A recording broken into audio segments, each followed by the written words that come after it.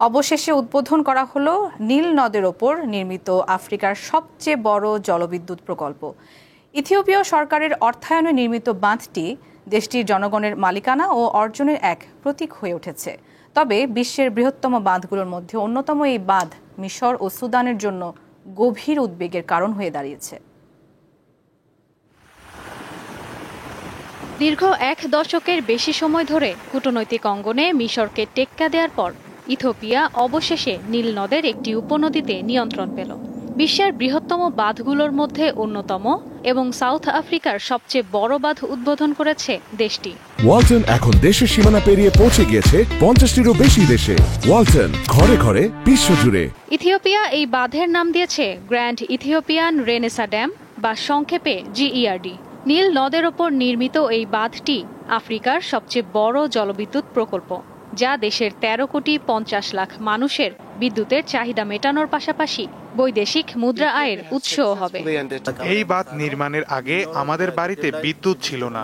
এই বাঁধের জন্য সরকারকে ধন্যবাদ। এখন আমাদের বিদ্যুৎ আছে। প্রায় $৫০০ কোটি ব্যয়ে এই বাঁধটি নীল নদের ওপর নির্মাণ করা হয়েছে।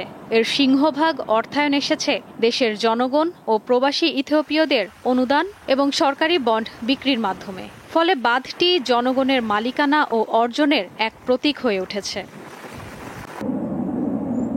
তবে মিশর ও সুদানের জন্য এই বাঁধ গভীর উদ্বেগের কারণ। মিশরের প্রায় ৯৩% অঞ্চল মরুভূমি এবং ১০,৭০,০০,০০০ মানুষ তাদের জীবনের জন্য সম্পূর্ণভাবে নীল নদের পানির ওপর নির্ভরশীল। তাদের দাবি, বাঁধের কারণে পানির প্রবাহ ২% কমলেই ২ লাখ একর কৃষি জমি পানিশূন্য হয়ে পড়বে। নীলনদ অববাহিকায় একতরফা যে কোনো উদ্যোগের বিরুদ্ধে জোরালো অবস্থান তুলে ধরেছে মিশর ও সুদান।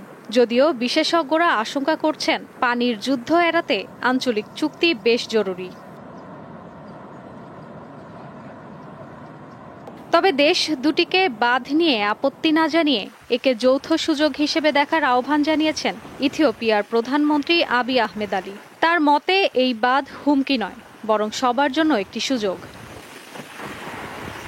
বর্তমানে ইথিওপিয়ার লক্ষ্য প্রতিবেশী দেশগুলো যেমন কেনিয়া ও জিবুতিতে বিদ্যুৎ রপ্তানি বাড়ানো এবং ভবিষ্যতে লোহিত সাগর পেরিয়ে মধ্যপ্রাচ্যের দেশগুলোতেও বিদ্যুৎ সরবরাহ করা।